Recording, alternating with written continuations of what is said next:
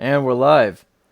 So, this is a special episode of State Smash Podcast, interviewing an entrepreneur with her own idea of the way coffee should work.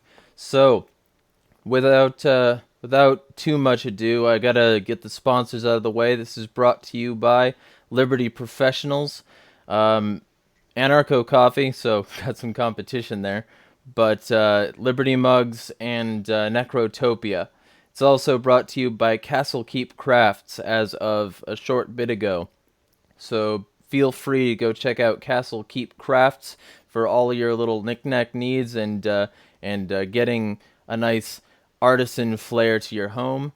Uh, all of that said and out of the way, Jessica Love runs a coffee company which specializes in cannabis-infused coffee. Is that right?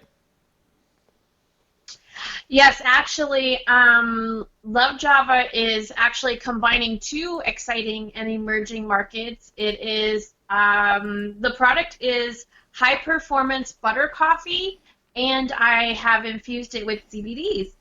High performance butter coffee is a niche market. It's a paleo lifestyle hack, a keto optimizer that really helps people transform their lives. It's a very powerful product. So basically, I've taken that product and infused it with CBDs to make it even more powerful and exciting. So very healthy, healing. It's I've been drinking the butter coffee for 7 years for breakfast, and then I discovered the CBDs about 3 years ago. So it's like drinking magic in a cup. Yeah. Okay. And I knew about Bulletproof Coffee. It's one of my weird flexes that the CEO of Bulletproof follows me on Twitter for some reason. But Neat. Bulletproof Lifestyle is very, very good. Especially like if you're into, basically they invented the field of biohacking, which is trying to make your body do more with simple ingredients. And their coffee has sort of reinvented an old formula for yak butter tea, which is an old version of it. Um, so what I'm wondering is, first off, like, if you're okay telling me this, how do you infuse the CBDs into it? I use isolate crystals because they're tasteless, and I'm working with somebody that has helped me along with my ideas a little bit. So that's where I source my CBDs, and I just basically I blend all of the ingredients together. So the crystals dissolve and they're tasteless, and I like who I buy them from. Gotcha. And okay, so it's CBD coffee, and that means that you can tell people, and it's true that it doesn't get you high. It all it does is provide you what, anti-inflammatory benefits, slightly increased cognition because it's good for your nervous development. What else? Yes, the CBD comes from a chemist, and the goal is to have it be under the zero point or the point zero 0.03 THC to be legal. And when I get her test reports, sometimes they are all the way completely zero THC free, which is also hard to find. So it does not show up on your drug tests. It will not get you high, and the experience is more of a pleasant awareness. The CBDs are anti-inflammatory, anti-anxiety, so helps with pain relief, kind of takes the edge off. But you have the coffee and the butter fat and the MCTs in there, so you do get a nice physical mental boost. But because the coffee is specialty grade, high quality organic, non-fermented even, you're not going to get a lot of the jitters or crash or any of the things that some people experience with most commercial coffees. Then the butter fats and the oils also make it a nice smooth boost, and the energy is going to be even and sustained. I have it for breakfast and oftentimes breakfast and lunch, and I only have dinner. And honestly, that's when I feel the best is the more butter coffee I drink and the less solid foods. And so I have a nice healthy dinner for sure, but like my breakfast and lunch is usually right in here, and I couldn't ask for anything better, really. Okay, so and that's something I was gonna ask. So it's infused with ghee, right? Or is it butter? I use grass-fed butter because the ghee is has the milk fat removed, and it just doesn't taste as good. There are some advantages to packaging the product, which I'm working on right now, by using ghee, by taking that milk fat out, but it just doesn't taste the same. And I have tasted the other butter coffee products that are in packages. The ones that have real butter in them are much better than the ones that have ghee, and mine is actually the tastiest that I've tried, so that's what I'm shooting for. Gotcha. And because the reason I'm asking these questions specifically is because Dave Asprey seems to insist that you have to blend the milk fats and solids into your coffee or it won't work. So how does your delivery system work? Or do you just put it in a coffee maker? No, it's already blended. I make concentrate packs. So I have it's a liquid formula, and so I just make it a very strong coffee with the cold brew with grass-fed butter and MCTs blended in there, and then I put it into a like a to-go pouch of concentrate, and Gotcha. so you can pour it in a mug and add hot water. Yep. I have some probably in the house somewhere because I have a delivery to make. Well, that's a good idea. I think a lot of the problem with coffee, especially getting a full-bodied flavor, which cold brew actually improves. I'm somewhat of a coffee snob, so I know a little bit about that. And cold brew is a great tactic, especially the new nitro cold brews that they're coming out with.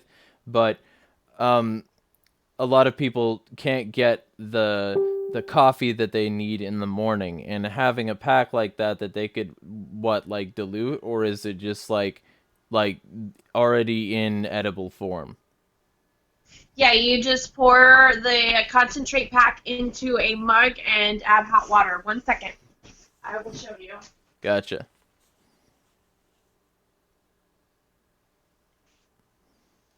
Yeah, it's an interesting concept. What she means by keto is that your body goes into ketosis when it has less carbs in your system, and when most or all of the carbs are gone, it starts to produce ketones, which means that your body is not only burning the fat that it has, but it'll burn fat that it takes in better and give you more energy with less of a crash. So keto is a great diet. Yeah, absolutely. And like, I went into paleo looking to heal myself from years of pharmaceutical use and, totally kind of change my lifestyle and everything. I never actually followed keto per se because a lot of people keep track of exactly what they're eating and all that. I never really did that. But I did do very, very high fat, very low carb, lots of vegetables, quality proteins, low toxins, and it helped me tremendously. And I've seen people, take this on as a way to have more energy and a way to have more brain power, but also like super transformative. I was very sick, and also the weight loss market. People are melting fat at phenomenal rates and feeling great by going on keto or performance paleo, and especially by starting their morning drinking a cup full of warm, liquid, healthy fats and nutrients. So this is the kind of pouch that I put the Luvjava concentrate in, and so that gives you an idea. This is 5 ounces. This is just an empty one that I'm about to fill today. And it has all the ingredients in there with a super strong cold brew. So you put the 5 ounces into a travel mug and then add hot water, and you've got your breakfast to go for the Okay, for the people that are using it as daily lifestyle thing okay, or anytime. okay. So that's interesting. So It was cold brewed, but you put in hot water. Can you have it as an iced coffee, or does that impact anything? You could definitely pour this formula over ice water and make it an iced coffee. I have never had any problems with the butter solidifying, putting it on ice. I've heard a couple people have, but I've never experienced that, and it tastes delicious. There's a huge iced coffee market out there, and also, I've been marketing my product at festivals and stuff in the summer where it's really hot, and so iced coffee is great. Yeah, and well, and to be completely straight, like if if somebody has a problem with butter solidifying, they could just follow Asprey's advice and blend it, and they would probably be fine. They could make a frappuccino out of it, I'm assuming. Yeah, that's true. And I never really. I mean, sometimes if I put ice in here, because this keeps it so cold so well, and I don't drink it fast enough, as sometimes maybe the butter will solidify. But I mean, under normal conditions, yeah, I've never thrown it in the blender to make a frozen frappuccino or anything. But that sounds amazing. Yeah, well, and especially given the fact that like all the secrets have been sort of hacked out, so you don't have to go to Starbucks. You can make your own simple or hazelnut or caramel syrup or whatever you want. Like a lot of people are much more comfortable in the kitchen because of people like Bon Appetit and Binging with Babish and all these like home cook YouTube channels. I think that's great. I watch a lot of those because it's I plan to start my own cooking channel someday, and also they're informative for like actually good food. Um, That's so great. let me ask you then, if you don't mind me getting a little personal, what were you sick with, and how did this help? Well, I had accumulated many diagnoses over the years in my previous life, as I like to say. So, I even question what is real and what was just slapped on my chart so that I could have more medicine.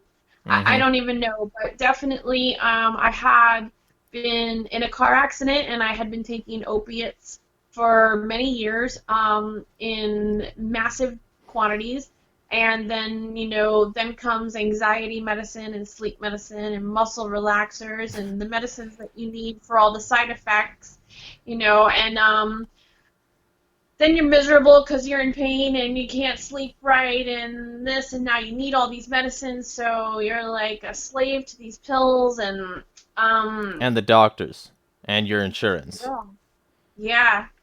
And so I would say that once I got off of it and started healing myself, I could not figure out where this back pain that I was diagnosed with was, which is crazy because when I was on the opiates, every time they wore off, I felt it. And I needed that. But, like, you actually go into physical pain from opiate withdrawal. Right.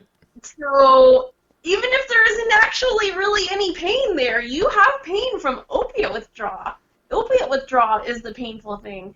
So, it's really concerning to me. I do have a shoulder injury from that car accident. I rolled over in my Jeep and banged this side, and then also breastfeeding my daughter several years later kind of exacerbated it. So my shoulder is messed up, and then also my knee is messed up because I broke it 3 years ago, and I didn't really take great care of it healing. But the previous diagnoses were, slip disc in the back, which I don't feel at all anymore. Fibromyalgia is a big one. I don't think it's a joke, but I also don't think that it's a permanent curse because there is an emotional, physical connection to this stuff. People that have been traumatized or that have had physical injuries, fibromyalgia is a very real thing. I had pain from head to toe, burning. I was exhausted. I couldn't get out of bed. And I said I need to completely reboot my system and start a whole new lifestyle. And that's when I started looking, and I found paleo, and I eventually found butter coffee. Right, and because I mean specifically fibromyalgia would be heavily helped by increasing fat and like healthy cholesterol intake. So Tremendously. So, because what a lot of people don't know is that your nerve cells and the bridges between them, the axons, are coated with a cholesterol and fat layer called the myelin sheath. And the myelin sheath's only on the axon, but the rest of it has a layer as well. And that's why the brain is a large lump of fat, because it has a ton of these to coat, essentially, and it's also like mildly shock absorbing. But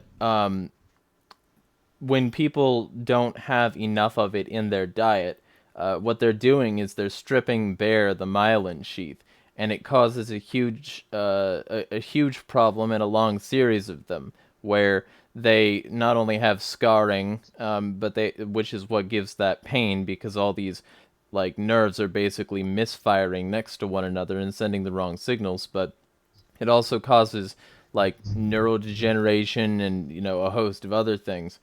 But you can either mitigate or like not entirely but mildly reverse it by diet and lifestyle changes, and that's what doctors recommend as well. But so it's not just like a couple hippies on YouTube talking about it, but um, you know the primary thing that most people get wrong is talk to your doctor.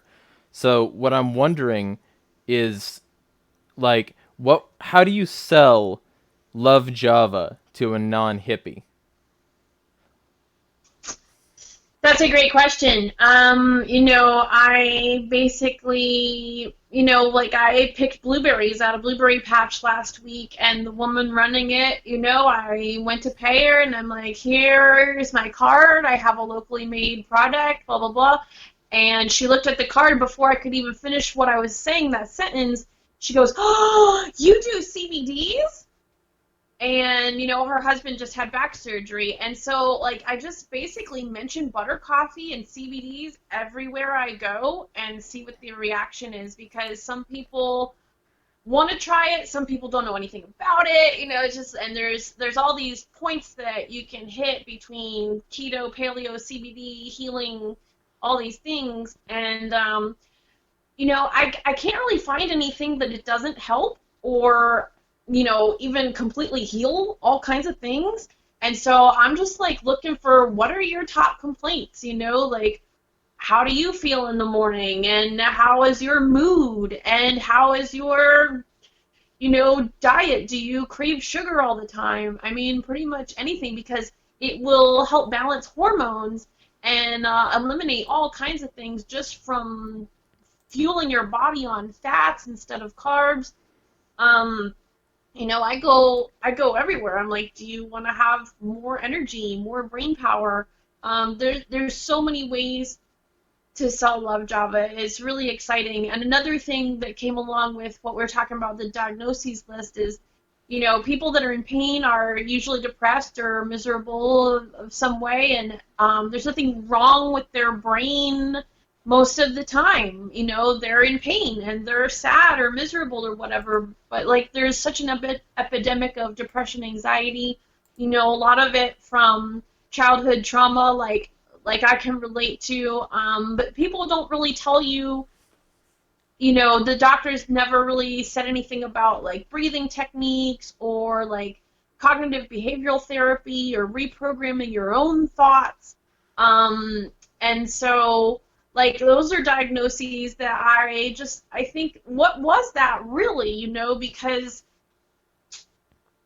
the pain and the depression going on everywhere is so large scale, and there's almost nobody that isn't a potential customer. That's Right. how I see Well, it. especially like we got economic downturns, we got essentially the loss of a huge amount of jobs, and also um, factories themselves and stores are shutting down. There's a recession hitting where warehouses are overstocked again, like they were like before the '08 crisis. Um, so I wanted to ask about that too. How affordable is your product, and can people get it cheaper by subscription?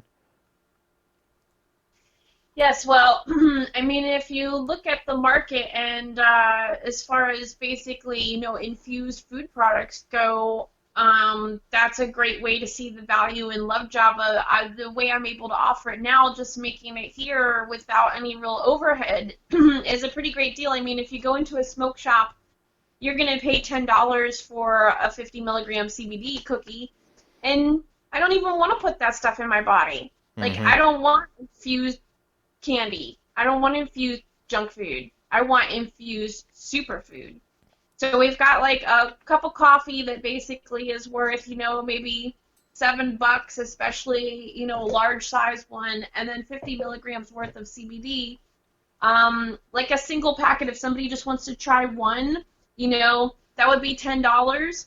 And then I do like a 8-pack that I can ship for 75, all the way up to 64 packs for 350 shipped. And so when you consider the value of what you're getting, I think it's a great deal. And also, then you can compare that to the cost of all your prescriptions.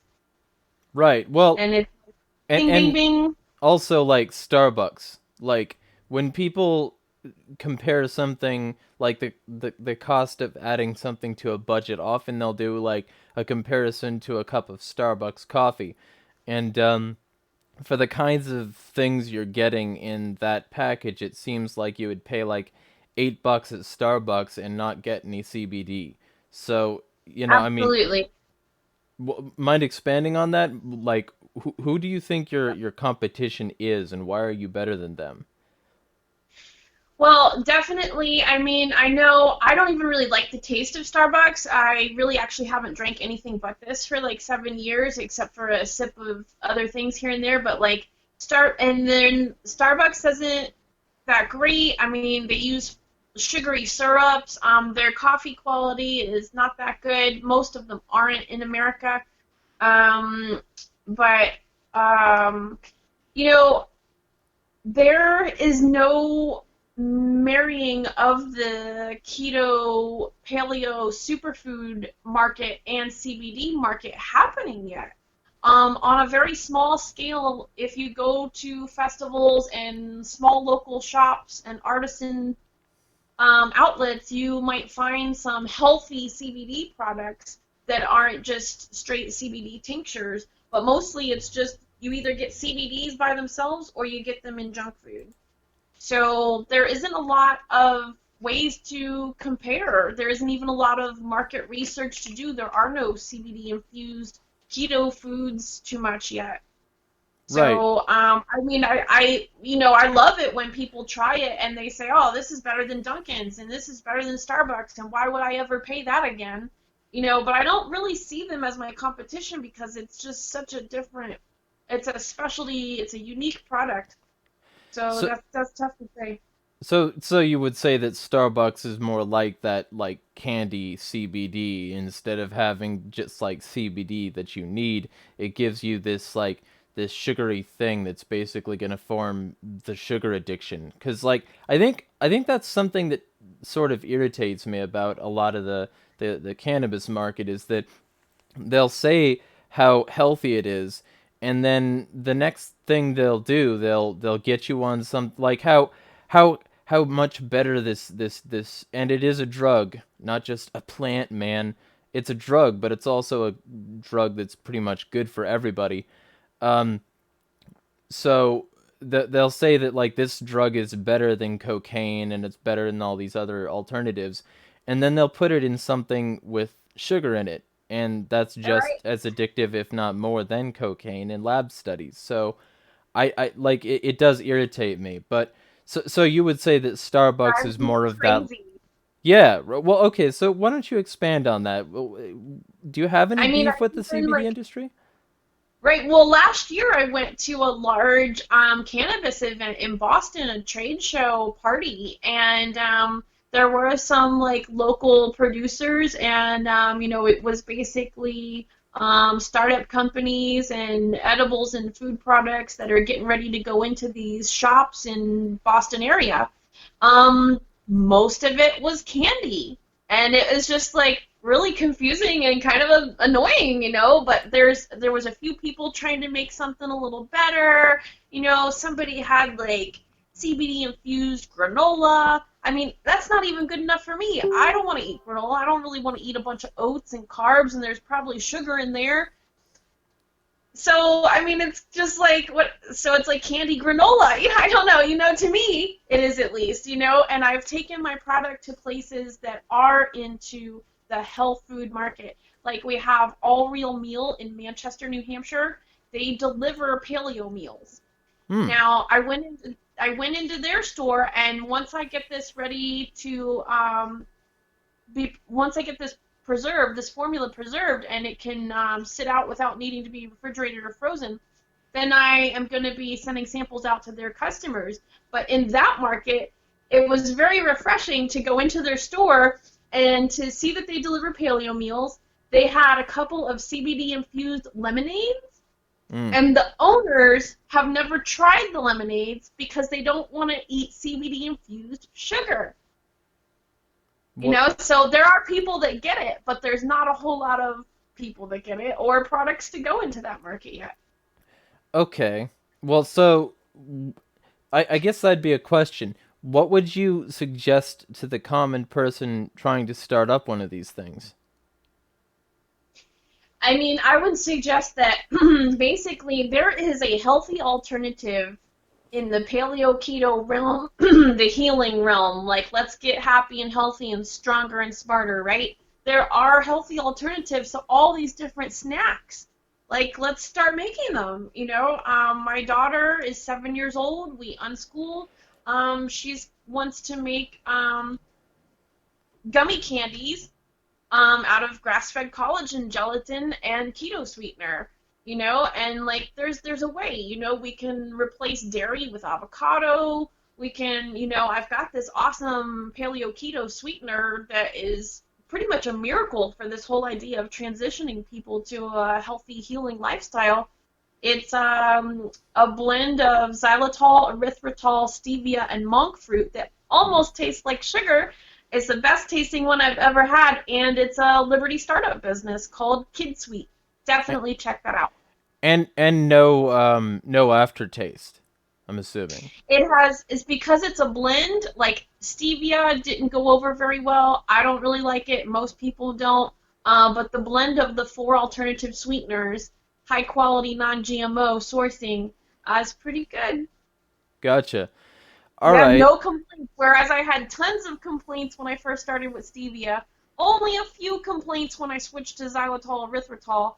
Now I got the kid sweet from my friend that I really like, and people seem to really like it. Gotcha. Do they have a website just for people? Absolutely. Yep, Kid Sweet. KIDSWEET. Kidsweet.com is from Bill McGonigal and Bonnie Scott in Lebanon, New Hampshire. Awesome. Okay, so that I guess would bring me to another question. When you got into this business, did you encounter any opposition? It was just like people had no idea what I was talking about. And when I went out into the mainstream market, like in the early days, I went to a town, like a home show, like a community event, vendors and stuff, where it was just general everybody, not health foods, not Liberty people, just general. And people did not understand what I was saying, and some people were like, "Ugh, sounds healthy," and they would walk away. I don't do healthy stuff. So there was a little bit of that, but even in the last few years, like I'm getting less of that. Maybe it's because I'm targeting my marketing more. But I did want to try that general market. I saw how people reacted. It was just so much of a learning curve in between us, and just there was a disconnect. But I hit the healthy people market and Liberty markets, and those go very well. All right. So your primary opposition then, like you haven't had any legal troubles, you haven't had any people trying to make it a problem. You've just had people like who generally didn't understand your product, so they turned it down. Yeah, I have not had any issues, and I always wonder, like, well, how would somebody start a small business like this making a food or beverage product without sampling it around in their community? Like, what else am I supposed to do? You know what I mean? Like, am I supposed to create something and run 1 million units off and then have something that people don't like? You know, because I'm not supposed to be testing it around in my community and in my networks? Like, I don't know, but I see people, that make muffins and pies and all the other little things that are at local markets. And so, you know, we don't really have a whole lot of regulation on CBDs because it is legal in all states. But then there's these questions. Different states are saying, oh, but it's not approved as a food additive. So Mm-hmm. now we want to take all food and beverage, infused food and beverages off the shelves until we can get an FDA approval as it being a food additive. Mm-hmm. Um, and nobody really seems to care right now because I just did a tour of the Bitcoin tour in Portsmouth and went to all the shops that accept cryptocurrency in Portsmouth, New Hampshire to make a video for voluntary village creators. And there were people in there that were just like, I'm not supposed to carry CBDs in my shop. See those CBD products over there? Like, they told me, like, you don't have the whatever for that, and it's an infused food, and this is not what your business is for, and people just don't really seem to care or even know what the regulations are from day to day. So you're saying that you don't have any legal problems yet, but you're waiting for the hammer to fall? Well, I want to get this into a preserved package and sell it retail, but there just doesn't really seem to be the FDA won't approve it. Right. So it's basically an open gray market. Like I went into a very nice upscale CBD store, and I was like, how do people get their products in here? And I gave them my card, and they're like, basically, they come in here just like you and set a box of samples on the table and say, try my product and let me know if you can sell it. And I'm I assuming that mean, the ones you pitched it to pretty much all liked it. yeah, I mean, there's not very many people that don't like Luvjava, and a lot of the people in the industry are in agreement that there still is a lot of room for improvement because what there is to offer right now is a lot of infused junk food. Right. Okay. So on that score, what flavors do you offer, or is it just one that's like generally sweetened? Well, basically, I have a website up that I created about 2.5 years ago with my original thoughts. I don't actually know how to do websites very well, update them, and mess with them too much. So it is what it is right now on there, offering one formula, which is the coffee, the butter, grass-fed butter, MCT oil, organic cacao powder for a little bit of mocha flavor and extra nutrients. Um, and I think it says sweetened on the website. But basically, I don't really get orders through the website. People message me, and then I make a custom order for them. So they can get half calf, decaf, no chocolate, no sweetener. You can get some cinnamon if you want. I can make whatever. I've made high performance CBD infused butter teas, like you were talking about the yak tea. I've done green teas, black teas.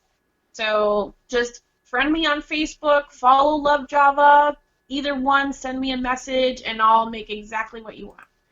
Okay. So on that score, then, um, what kind of scale do you want to take this to? You're starting small, like many other businesses have.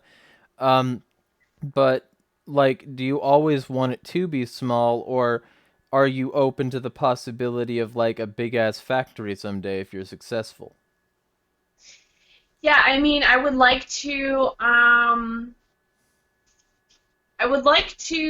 maintain my own principles in liberty as well as get this product out to people because it can help free them. So mentally, physically, from big pharma, from their own minds of misery, or there's all kinds of ways that Luvjava can help people. So I do want to get it out to the masses. But I also, I mean, I would like to be a cryptocurrency-based company. So there's a lot to think about there.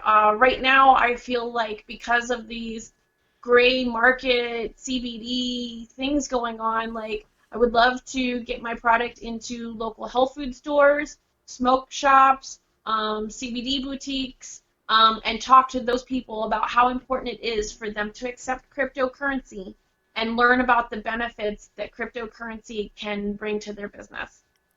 Okay, so basically like your current size is based on the currency you accept, and that's cryptocurrency alone.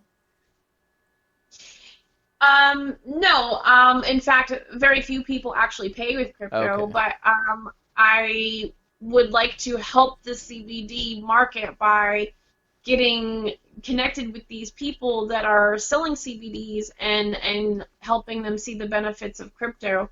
I mean, it would be great to have Love Java in every gas station.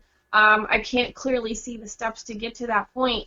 I mean, it's hard enough, like, that the fact that CBD stores don't accept crypto just shows you how far away we are from marrying these markets together. So, you know, just one step at a time, but like I definitely see lots of potential in the local New England market. There's all kinds of people that make things and have like little farm stands and boutiques. I'm in Maine. There's like a smoke shop on every corner.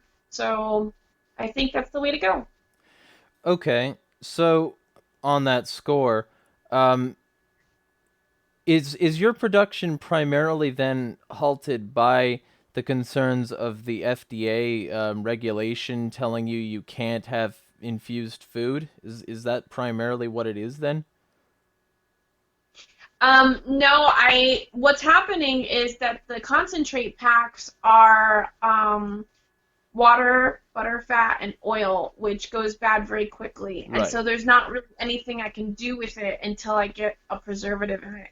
Right. Okay. Because I mean, I can ship it to my friends, and they either consume it within 2 weeks, or they can put it in the fridge for a couple months. You can even freeze it for a year, but it's too perishable to distribute Yeah, effectively. you need it to be MREable essentially, right?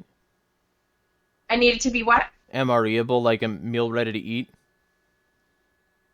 Yeah, I mean, there are some freeze-dried packets, but like what Bulletproof Coffee is doing with their packaged product in the Tetra Paks is they're using gellan gum and another extract that are, natural ingredients that preserve and texturize the formula.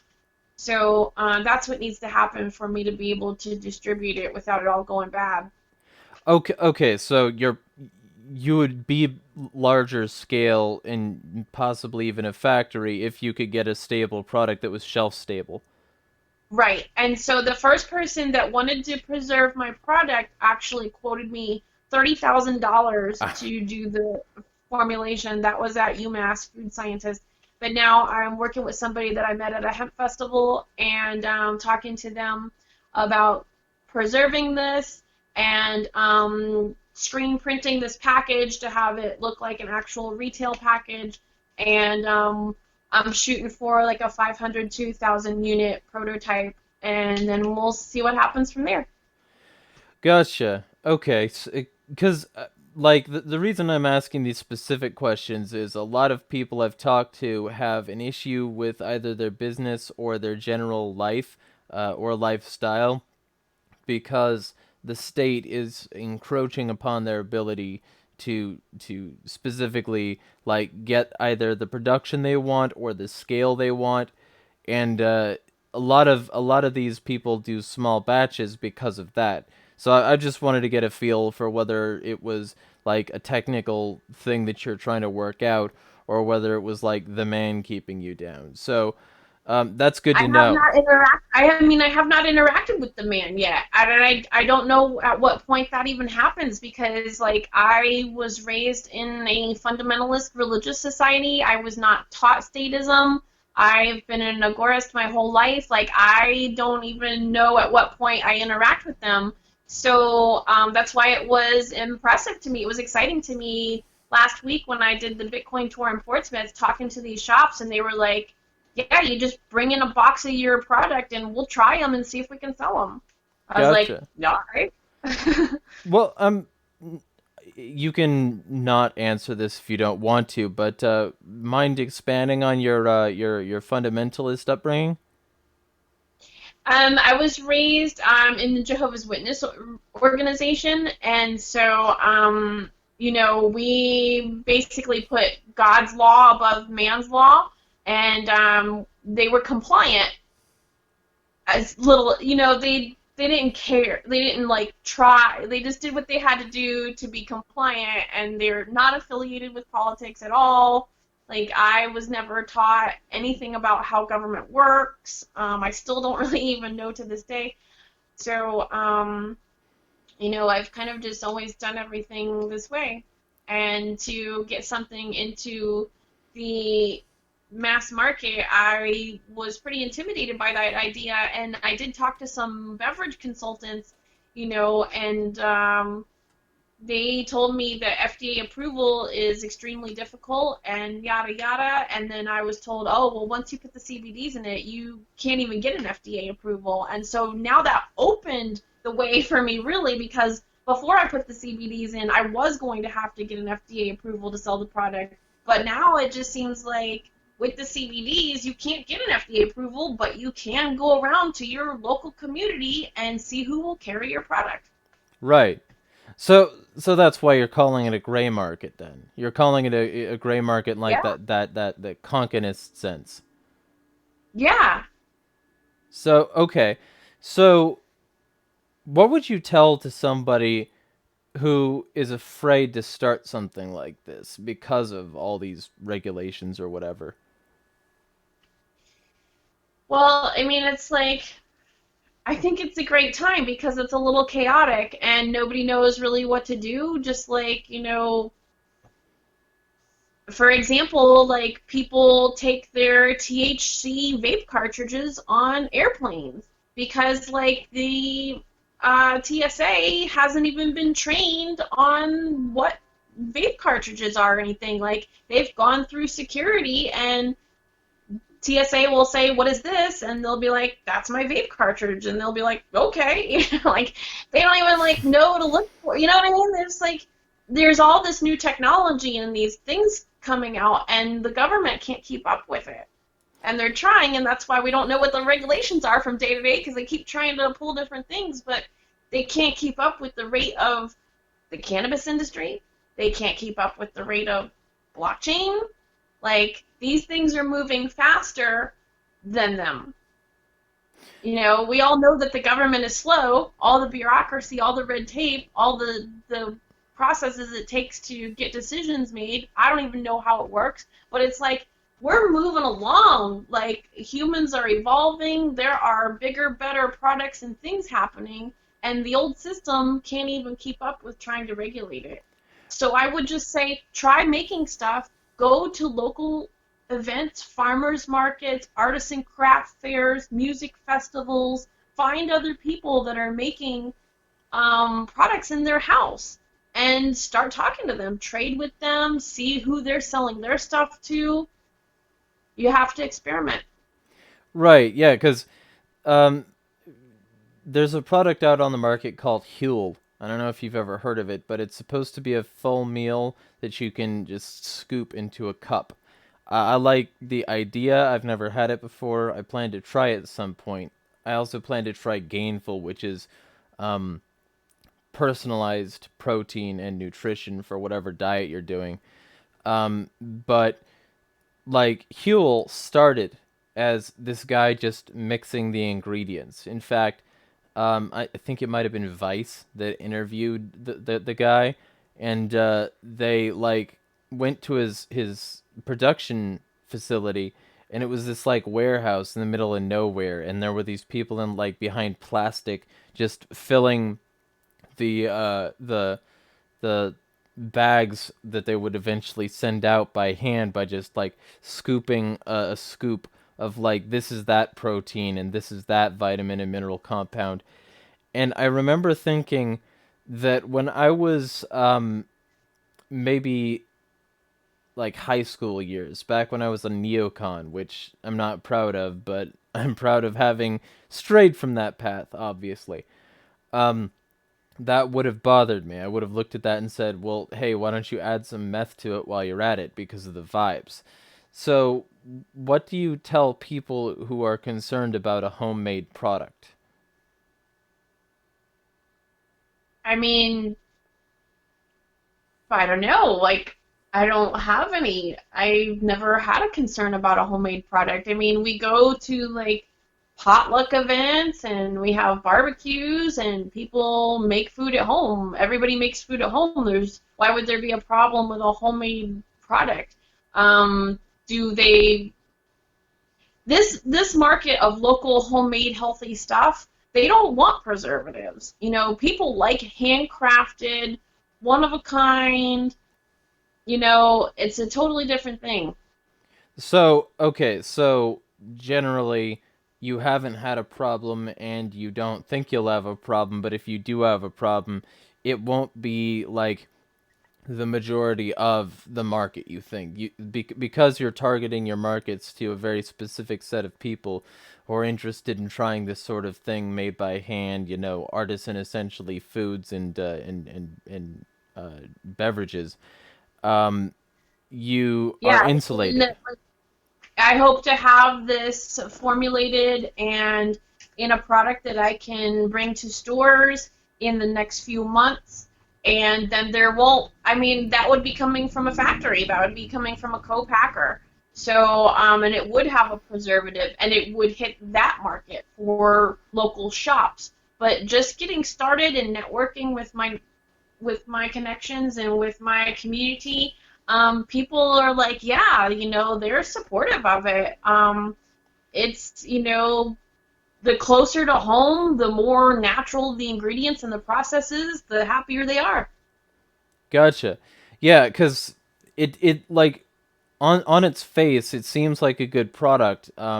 Especially since I try to be keto or paleo myself, and like with sort of the resurgence of these older diets and the deviation from the standard American diet, I think a lot more people are starting to look at these things and think, what am I putting into my body, and is it benefiting me more than it's drawing back? You know, Yeah. a lot of people, for instance, are starting to look at how much carbs inflame them, how much the high sugar diet rewires their nervous system, and how much money they're spending on high sugar drinks and the health effects that come from basically abusing a drug called sugar, um, as much Yeah. as they do. But for the people that want that sugar, I know you said that your product is like sweet, from a complex blend of like non-carbohydrate sweeteners. Um, but I'm interested.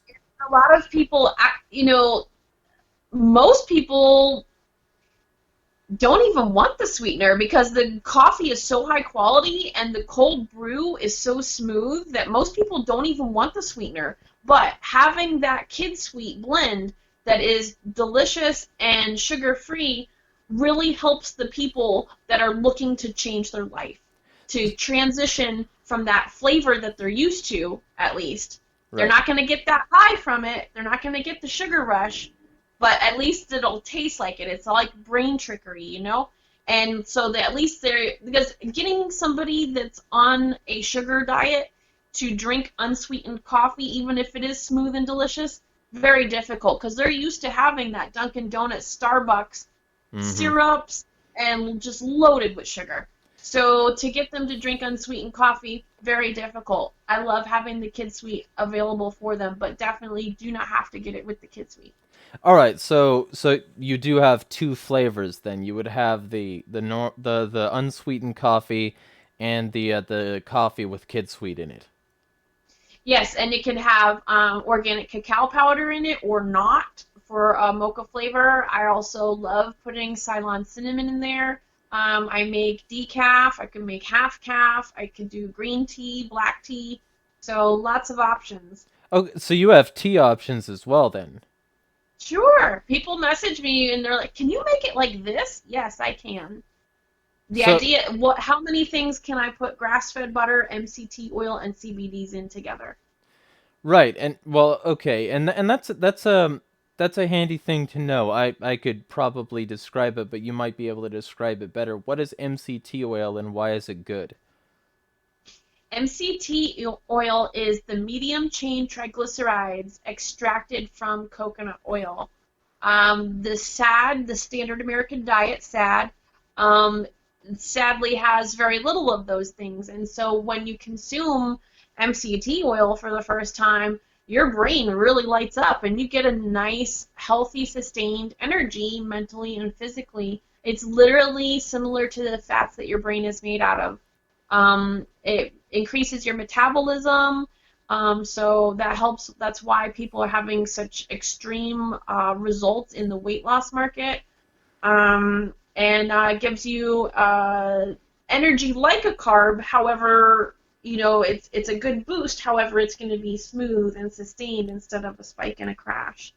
Right, because I was gonna ask about that. Because you said that that was in it earlier, and then you said that it won't give you the high. I think it would give you the high. I think it's just a different one that people aren't used to. It's not a jack up. It's more like, you know, a margarita rather than moonshine. Sure. Yeah. hmm And like I think that's a distinction people are valuable, like it's valuable for people to recognize, cuz a lot of people do want that feeling. They're seeking their addiction. People are Yes. hooked. And Yes. and a lot of people when they think of transitioning to something else, not only, more expensive obviously than Coke or Pepsi, but like, at least per unit, because we all know that somebody on that kind of diet is probably spending a shit ton of money to keep the high going, like essentially Oh like yeah. buying way too much of it. Um, but like somebody transitioning to this might think that it's not going to make them feel as good. But I would argue that not only in the long term, but in the short term, at least like 2 or 3 weeks, you'll start to feel better on like an MCT oil and butter or ghee diet than you would on others. Would you say that that's fair? Absolutely. And I was with a group of homeschooling mamas yesterday, and we all were talking about sugar, and there is definitely a withdrawal. It's You're going to withdraw from sugar like a drug. It's going to be a few days, and you're not going to be feeling that great.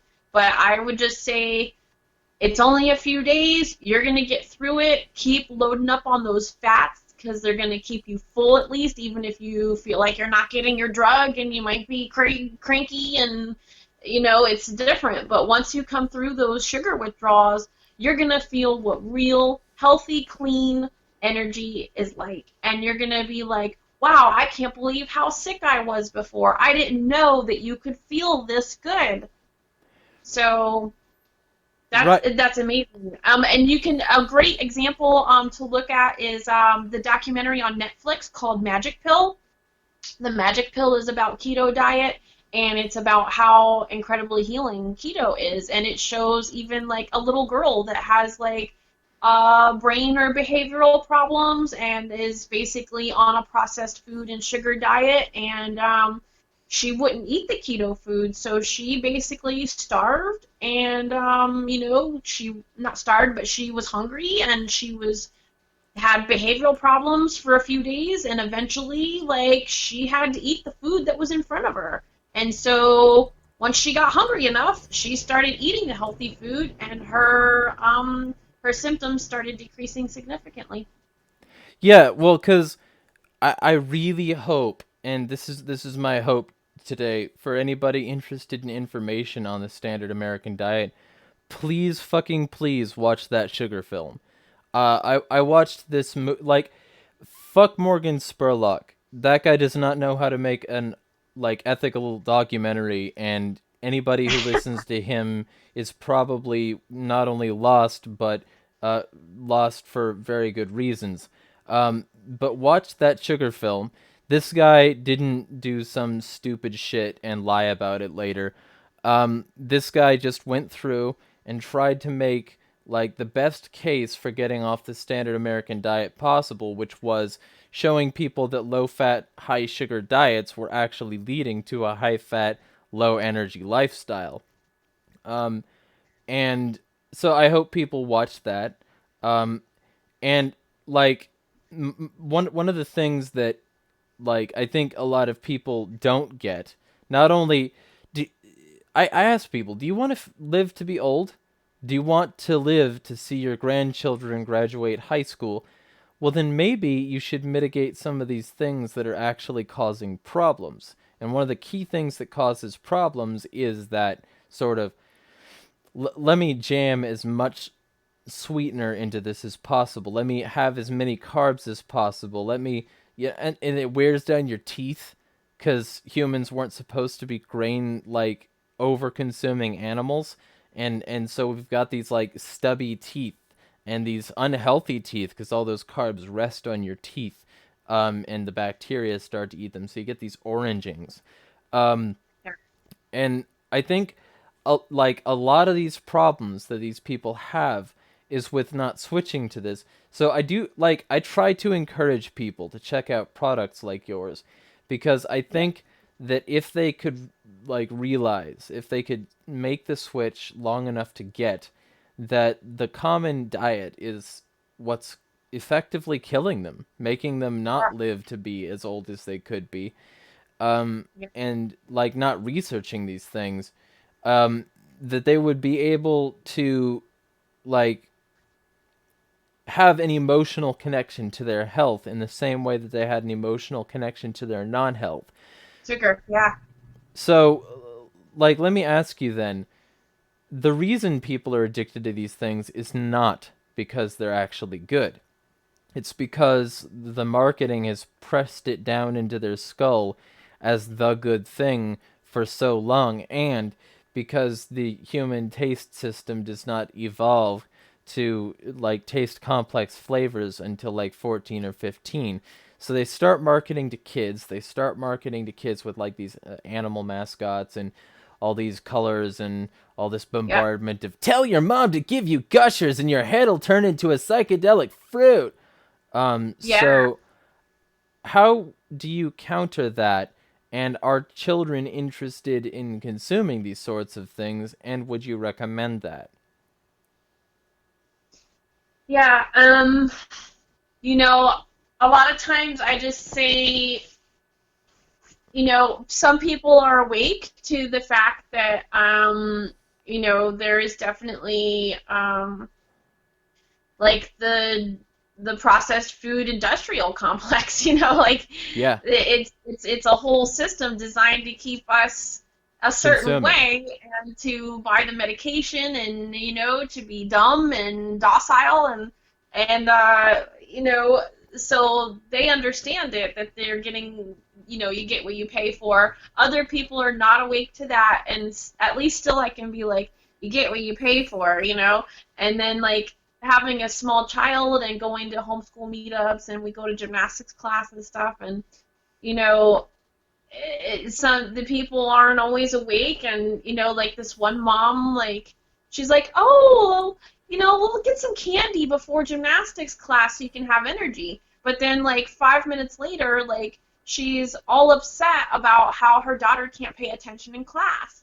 And I'm like, so that's why we don't eat candy. That's why we don't eat candy. Oh, well, they need, no, you're complaining that like your daughter can't focus on class.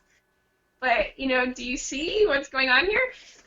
So, and a lot of times they don't, or they, are like, oh, that I will try to say something like that. I try to be like, well, that's why we don't do that. I try to be nice about it, but you got to realize that your actions are the reason for these things happening.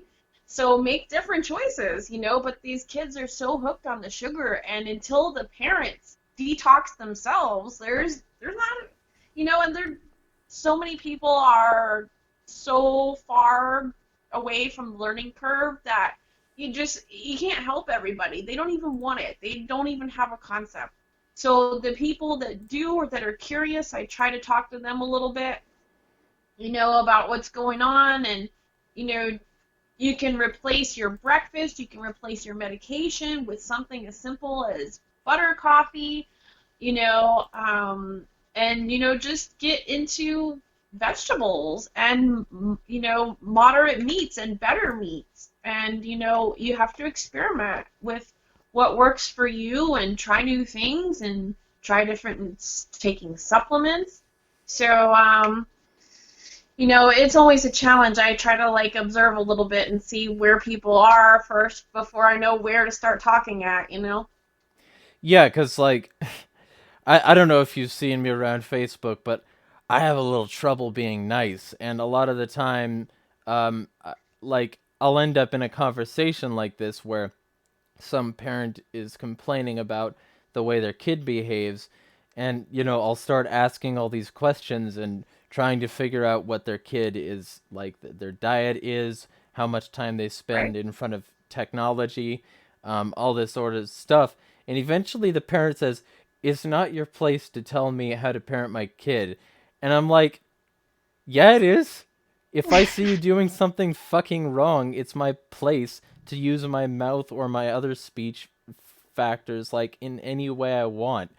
And so it's hard for me to not just go off on people like that, and I do Yeah. most of the time, because I think a lot of people, they get defensive and don't know how to use that defensiveness, or they don't know whether that defensiveness is warranted or valuable. And so they try to make it seem like I'm treading on them by daring to speak. So Yeah. you would say then try to test the waters a little bit better before jumping in with that sort of thing. Yeah, and I definitely have I went to a hockey game with another Liberty mom, homeschooler, and it's just crazy because this particular scenario happens a lot. Okay, so we're sitting there, we open our lunch boxes to have lunch. I've got vegetables or a salad and grass-fed burger or some grass-fed sausages or something like that. Um, Same thing I have every day. I'm not trying to show off. I'm not trying to be better than other people. I'm just living my life my way. And that causes problems for people frequently. And they open their lunchbox and, oh, I wish I was healthy like you. You're so much better than me. Mm. Oh, I wish I could do that. And this happens a lot. I'm like, oh, well, it gets old after a while. Sometimes I don't even say anything because they don't like what I have to say. You know what I mean? Like, you're not going to like what I have to say anyway, so let's not go there because I'm just going to be like, look at your choices. And then 5 minutes later, she got up and bought her kid a cotton candy the size of his head. Yeah. And I was just like, you know? And this is a Liberty person. Now, also, I met somebody that's not a Liberty person. We opened up our lunch boxes. She straight up told me her son has never eaten a vegetable. What? She's like, wow, yeah. And then she was like, I should really take more responsibility for my own choices. You know what I mean? Like, at least she could acknowledge that instead of the Liberty mom that was just like, oh, you're so much better than me, and then gets Mm. up and buys cotton candy, and so, um, people don't really like what I have to say when I'm like, well, it's your choice. This is my choice. That's your choice. There's nobody else in control of who is buying the groceries. You know Yeah. what I mean? Is your kid buying the groceries? Who's bringing the stuff into the house? and they don't really like it. So I try to like talk about, something about, diet change or personal responsibility before, I can even get into a conversation. But like when people are just like, I don't know what to do, like they're a hopeless victim, like I just, it's not, it might be okay for me to say, look at your choices, but at some point, it's not my responsibility even to like fix everybody. And if you can't tell that like your child is overweight or hyperactive because of your choices, then there's really, there's not much I can do anyway. I want to talk to people that know that they're responsible for their choices or that are ready to take that responsibility. All right. Well, I don't want to take too much of your time, and we are at like an hour and five, I think, minutes at this point. And I could probably talk about this for the next like two. Um, but Yeah. so what what I guess like two things. What is your elevator pitch for Luvjava, and how do you get people to continue the conversation after they've gotten off? What exactly is an elevator pitch? I'm sorry. Oh, it's fucking industry jargon for like Yep.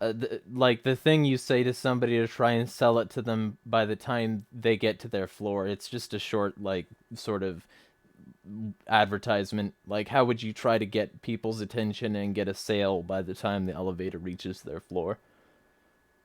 Yeah, I mean, like, basically, like, an example would be like when I do events or festivals and people kind of walk by my booth and they look and they're like, what?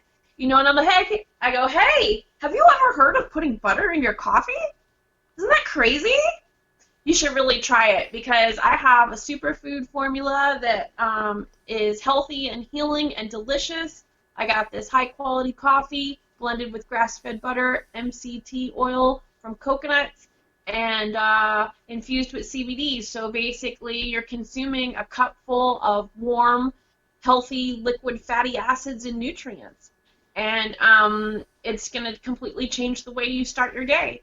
And there's only one way to find out, so try it. And they're O- like, all right. Okay, so devil's advocate here. You want me to drink fat? I mean, like, isn't that gross and also like bad for you? Why would I drink fat? I don't want to get fat. Right, right, and that is a misconception often, and I'm not usually in markets where people aren't awake to that, but occasionally I do get that sometimes, and I'm like, it's not gross at all. It's actually delicious because the grass-fed butter is a really great coffee creamer and has unique nutrients in it. And actually drinking healthy fats, not processed oils like vegetable oil, canola oil, drinking healthy fats from butter or consuming like avocados, olives, fish, eggs. We've all been lied to, and the information is coming out. Like, for example, the cover of Time magazine a few years ago that said, eat butter. And there's plenty of other links you can look at that all say, we've been lied to. When you see a product that says low fat, that means chemical shitstorm, sugar overload, so it's these chemicals and these unnatural ingredients and processed fats that actually cause the inflammation and the overweight. But healthy fats actually fuel your metabolism to burn fat. All right. Yeah. I think that might actually convince somebody. Um okay. And So, so if you go on my website, you can see that I put little charts there about the decline of the use of butter, lard, and healthy traditional fats, and the incline of the introduction of processed vegetable oils and whatnot exactly correlates with the rate of um, obesity, cancer, heart disease. They all go up at the same time that this transition happened. Um, so the processed oils and the processed foods is the problem. yeah, agreed. Totally. All right. So, what do you want to leave people with, and generally, uh why should they buy your coffee, and where can they find it? Excellent. I would like to leave people with the idea that this is a liberty-oriented audience, and to spread liberty, we must first liberate ourselves, and that means mentally, physically, spiritually. Um, we have to break the illusion of the idea of other outside external authorities. We have to clear our mind from these types of programming. We got to get our bodies and brains healthy and strong and start really thinking about voluntary solutions. And we're not going to be able to do those things if we don't start working on our health. And so, number one, let's get healthy and strong, and then let's start working on these things. And we can't really give people liberty and spread liberty when we're sugar slaves, and like it doesn't make any sense. And not everybody agrees with that idea, but I feel like you get it, and there are plenty of people that do get it. You're basically a slave to the system, and you got to get off of it as an individual first before we can start spreading this stuff. Got So definitely go to Facebook, Luvjava, like the page, follow it, shoot me a message. You can friend my personal page, Jessica Love, and there's more information on luvjava.com, LUVJAVA.com. You can order through the website, but I would much rather have you talk to me, and we can come up with answers for your questions and maybe blend you up a custom order. Gotcha. Yeah, I said on Nick Irwin's show, actually is the reason that I reached out to you to begin with, because you said you would be a valuable guest. That you should kill the cop in your mind in order to avoid letting that police you, because there's Ah, that like instinct to try and like let the government decide what your thoughts should be. Well, if it's not government approved, if it's not government promoted, I'm not into it. And I was that way for so long, and I regret every minute of it. But at this point, I think that we have a good potential to get a lot of people on board, and I hope that they do check out Love Java and much more. yeah, absolutely. It's definitely, you know, that's the thing is like I was not public schooled or indoctrinated, and so I was never told how things are supposed to go. I just create stuff. You know what I mean? I just create stuff. I don't ask permission. I don't know what's right and wrong and what I'm allowed to do or not allowed to do. I just make stuff. And so it's interesting to be in this kind of grayish market area and be trying to figure something out. It's pretty exciting, actually. Yeah, it sounds like it. All right, well, it was lovely having you on, and I hope everybody checks out lovejava.com and any of the other resources that she mentioned. With that being said, I think it's time to say fuck the system, smash the state. Fuck the system, smash the state.